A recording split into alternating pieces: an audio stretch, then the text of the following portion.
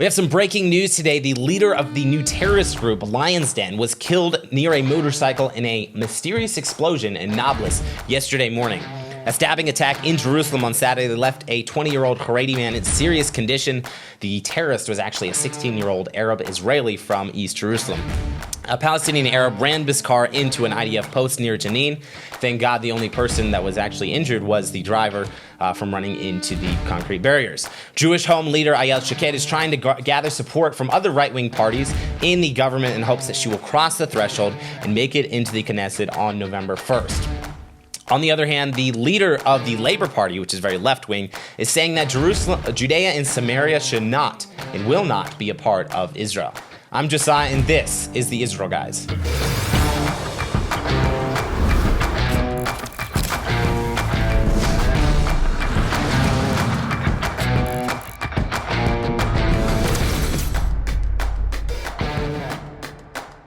Welcome to the Israel Guys, where we believe that in a world of Jew hatred and anti-Israel propaganda, you should have a direct connection to the land and people of Israel. Welcome back to the show, guys. First off, make sure to like, subscribe, and hit that notification bell so you do not miss out on any of the episodes of the Israel Guys. And if you haven't seen it yet, I would encourage you to go check out our Temple Mount series. It's called Where Was the Temple in Jerusalem Located? The search for its real location in Jerusalem. We went on site. It's a 6-video series. Absolutely incredible. Garnered over 350,000 views online just in the past month. Also, this video is sponsored by Atlas VPN. So just as past weekend and the last couple days, there have been several attacks here in Israel. There was a stabbing attack that happened on Saturday. A 20-year-old Haredi man suffered serious injuries in a stabbing attack near the Jerusalem's light rail station Givat HaMiftar. The terrorist was actually a 16-year-old Arab Israeli from East Jerusalem. This guy, 16 years old, he's an Arab, lives in Jerusalem, and he holds Israeli citizenship. He's an Arab that was able to get Israeli citizenship, or his parents were Israeli citizens as well. So he goes and stabs this 20-year-old Haredi man, religious Orthodox Jewish man in Jerusalem, and then he escaped the scene. Thankfully, a police officer spotted him, and he was caught a short while later in Sheikh Jarrah, the Sheikh Jarrah neighborhood in Jerusalem, and was neutralized.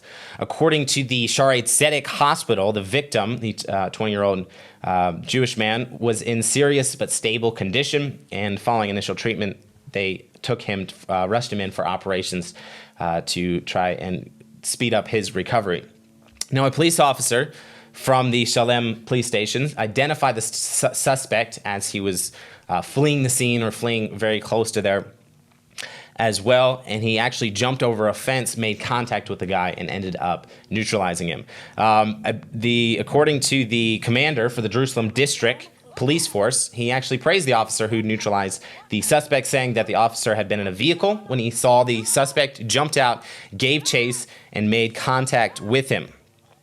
The suspect was running from the police officer, and at one point he turned around and actually came towards the police officer with a knife, and that's when the officer shot him. He called the officer, according to the head of the Jerusalem Police District, praising this officer. He said, quote, "He called for him to stop, but the suspect ran away. This was a location with a lot of children who were playing, and still the officer acted with professionalism and aimed to make contact." You can actually see from the video, there's a video of right after it happened, there is the suspect with the knife ran into, it's like a place with all these soccer courts, and there was a lot of children playing there.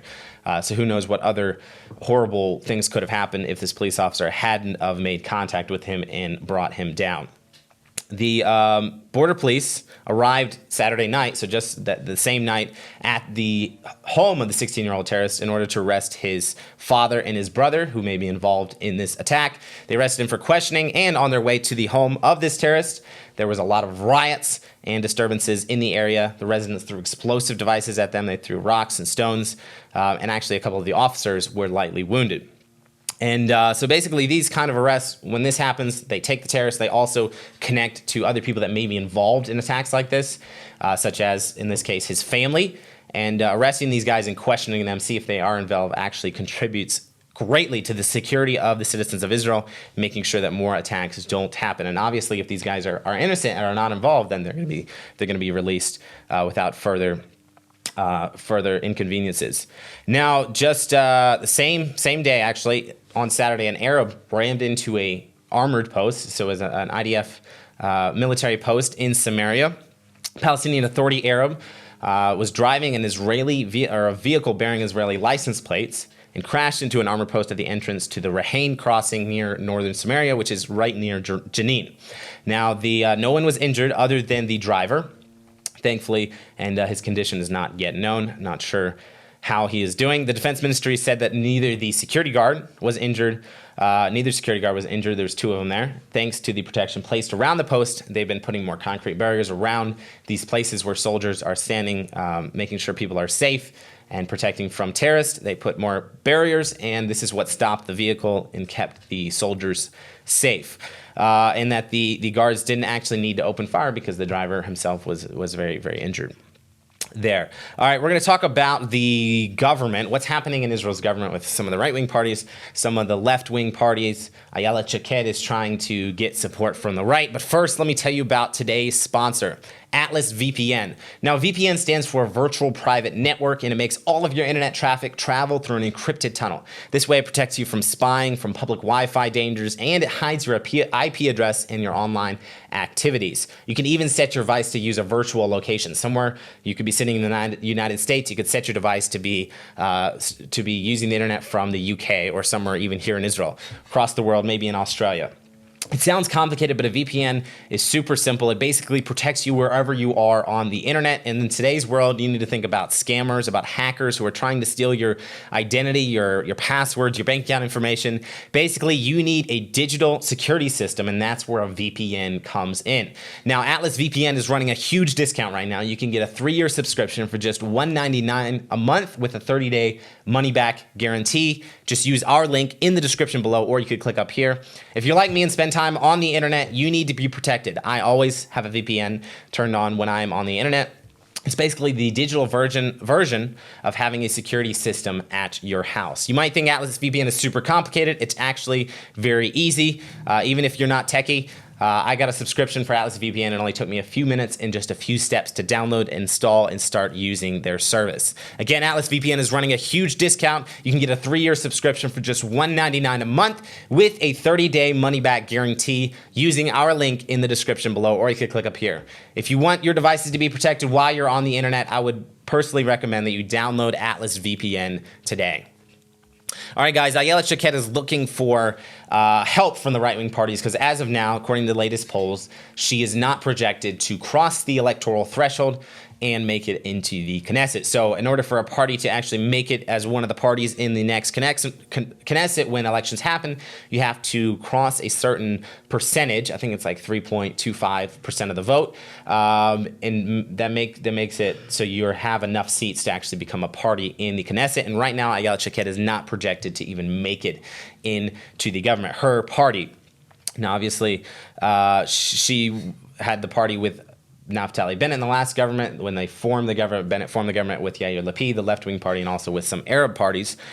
So now Bennett's out of the picture. He's retiring or stepping out of politics for now. Ayelet Shaked is trying to make it back in the Knesset. And according to her, she was at an economic conference in Jerusalem yesterday, and she was claiming that if the right-wing bloc would stop attacking her, because they're calling her and her party a traitor for forming a government with left-wing politicians and with Arab politicians in the government as well, that if they would stop attacking her and actually kind of endorsed her and said right-wing voters actually need to vote for her, that she would cross the threshold. And according to her, she's claiming that she would help Netanyahu form a majority government. Ayelet Shaked said, quote, "The Jewish home," which is her party, "is a very important voice for the large religious Zionist community and for the right in general. There is a public that does not identify with the religious extremism pushed by other parties and is not ready to vote for Netanyahu. This is a community of right-wing values that definitely sees the Jewish home as its home. We have an amazing list of very serious people, including the mayor of Givat Shmuel, a very good list. I think that if the right-wing bloc had been harnessed to help a little, we would pass the electoral threshold in a big way." And she goes on and says, "When I look over to the leadership of the party, we brought it back to the right-wing bloc. I think Netanyahu needs to calculate a new course and understand that the Jewish home is the solution and not the problem. With one clear statement from Netanyahu, we will succeed in a big way together with the entire right-wing bloc." So what she's claiming here is that if Netanyahu were to endorse her, because she's saying that there's a section of right-wing voters that are not quite so religious to vote for the religious religious right-wing parties, but they're not really ready to vote for Netanyahu again, that they would vote for the Jewish home if she had an endorsement for some of the other right-wing parties. And she's claiming that she could get 3 or 4 seats, which would put Netanyahu over the majority and potentially give him a greater majority government. And obviously, this is all opinion here. You don't really know. She could be taking votes from some of the other right-wing parties as well. You don't really know, but according to her, this is what she wants to see. And we'll see what happens in the future as we're approaching very soon November 1st elections. See how it works out. Right now, the polls are showing it's pretty even, or not quite even, but that the left-wing, the right-wing bloc has about 60 seats, 59, 60 seats, not quite enough to actually cross the threshold or not cross the threshold, form a coalition, a majority government, which you need 61 seats to do. So that's what's happening with Ayelet Shaked and the right-wing Jewish Home Party, which seems they may not even make it into the next election. Now, on the other hand, the leader of the Labor Party, which is, and she's also the transportation minister, Merav Michali. She is the Labor Party leader. She said in an exchange with Channel 12 News, she was asked why she had frozen transportation projects for Judea and Samaria and for settlers inside of Judea and Samaria. She says, she's the Labor Party leader, she's in the government as the transportation minister. She said there is no point in investing in West Bank transportation, West Bank, Judea and Samaria, given that the area won't be a part of Israel in the future. So according to Michali, she's saying that the West Bank, in her opinion, or Judea and Samaria, is not a part of Israel's future.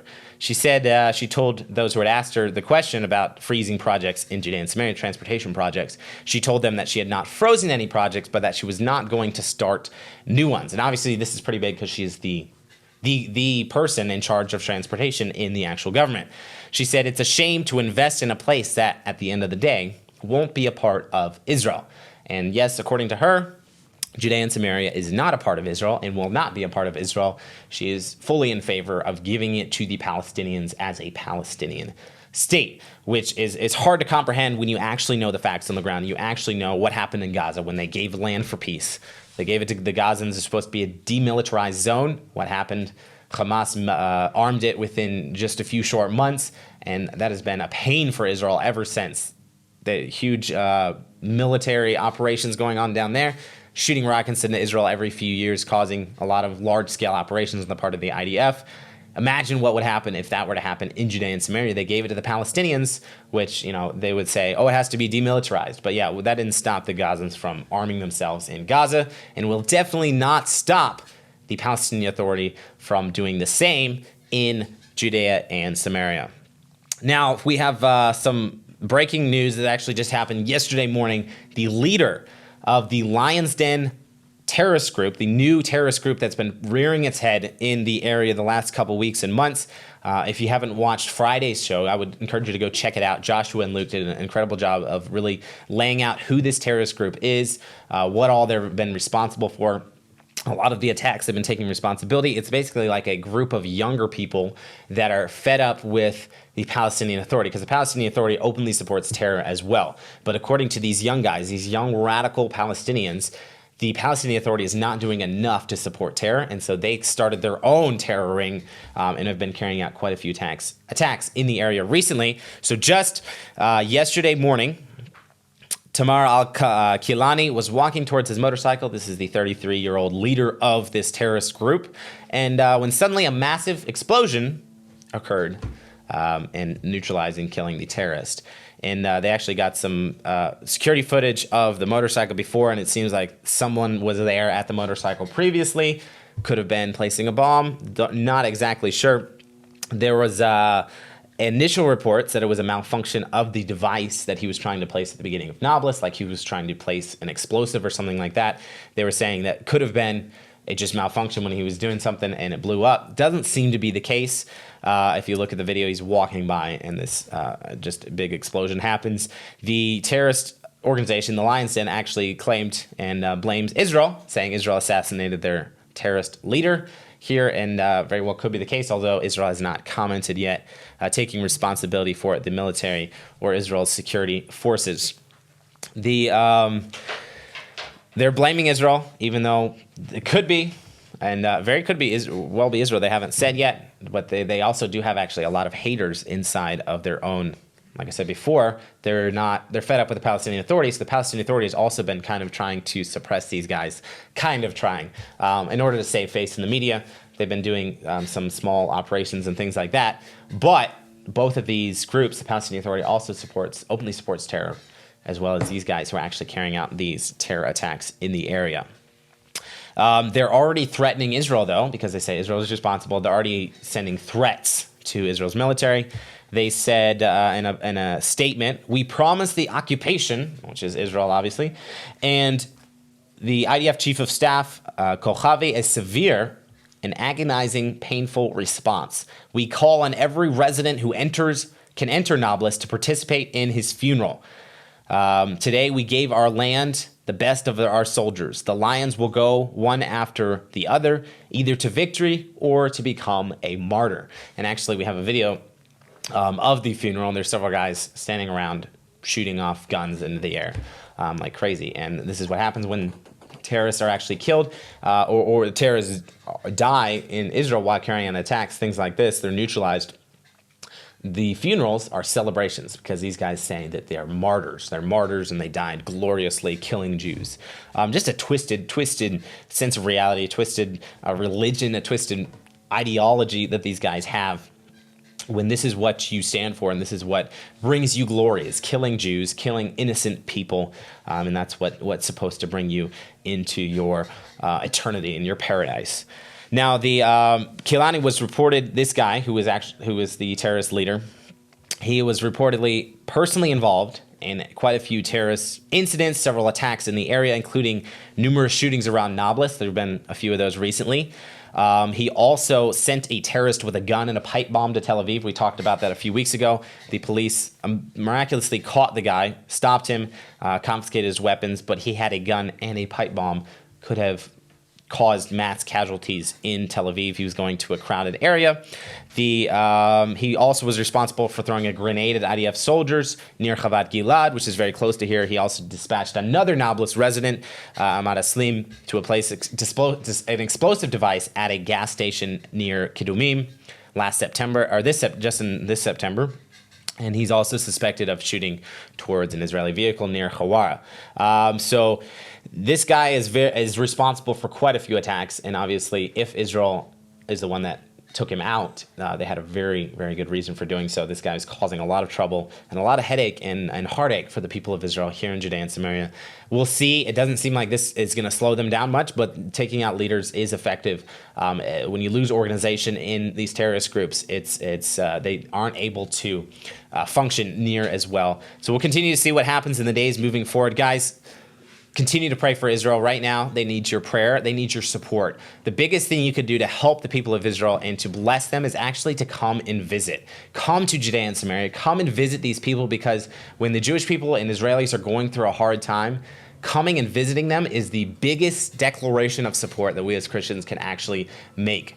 There's been several tours and even Christian tours that have canceled their trips to Israel or canceled their trips inside of Judea and Samaria to come to this area and visit these Jewish communities. And let me tell you, when you cancel your trip because of some of these things happening around here, you're sending a message to the terrorists that, hey, yeah, we're listening to you, and because you're causing trouble, we're not going to come. Basically, it's kind of like you won, the terrorists. And us as Christians shouldn't only support the Jewish people in good times. We need to support the people of Israel always, especially when they're going through a hard time and there are attacks happening in the area. So come support the people of Israel. Come and visit this area. It's beautiful. It's amazing. There's a lot of things happening in Judea and Samaria. God is good, and the people of Israel are continued to thrive despite pressure and attacks from the Arab side. Guys, make sure to check out Atlas VPN. Let us know what you think in the comments below. In the meantime, tune out the fake news and tune in to what is actually happening in the land of Israel. We'll be back every Monday, Wednesday, and Friday with your direct connection to the land and people of Israel.